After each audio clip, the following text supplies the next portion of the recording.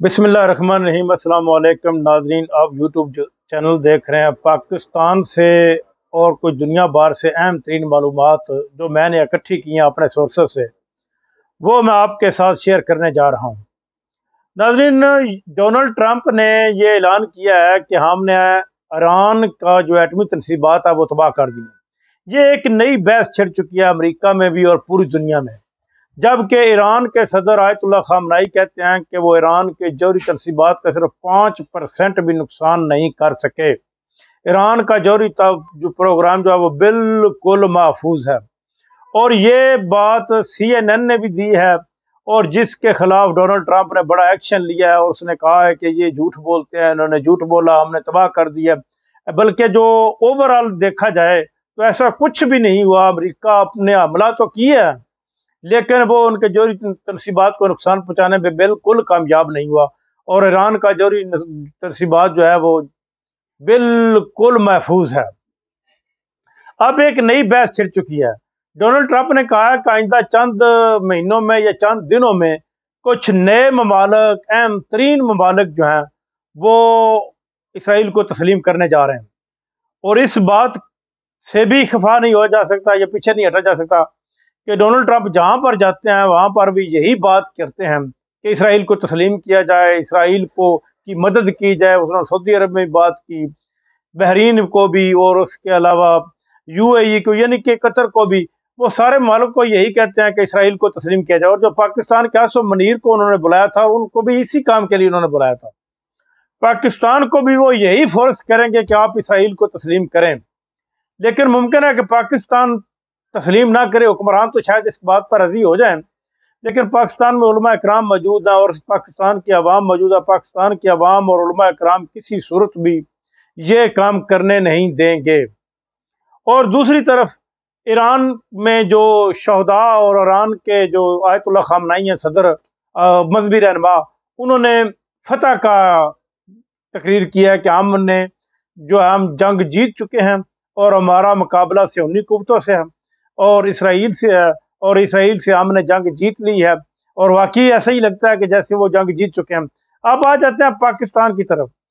पाकिस्तान में इमरान खान से मुलाकात हुई है उनकी बहनों की, और उनकी बहनों ने जो बाहर आकर, क्योंकि उनकी दो बहनों को इजाजत था मुलाकात की, तीन को नहीं है, तो वो जो बात इमरान खान करते हैं वो बात बाहर आकर वो कर देती है।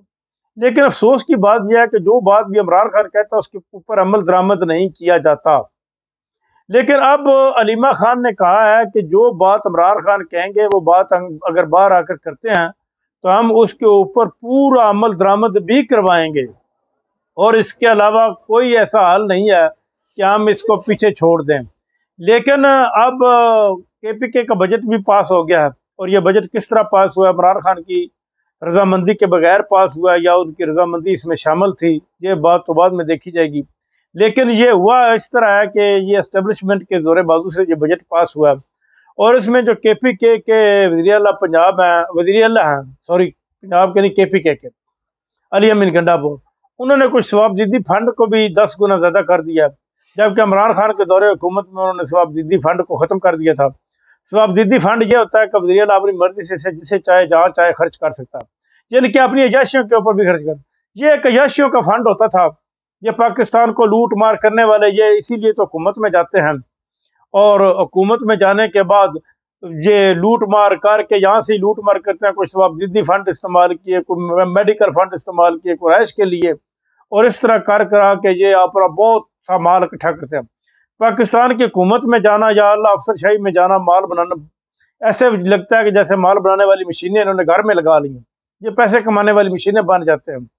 नाज़रीन, वज़रा की तनख्वाहों में भी बहुत ज़्यादा इजाफा किया गया, और इसके अलावा MNA MPs की तनख्वाहों में भी इजाफा। लेकिन गरीब आदमी को कोई फैसिलिटी नहीं दी गई। इस जो ये मौजूदा बजट पास हुआ, बजट तकरीबन पास हो गया, कौमी असम्बली से भी पास हो गया, वफाकी बजट भी पास हो गया, और सूबाई बजट भी चारों सूबों ने पास कर लिए।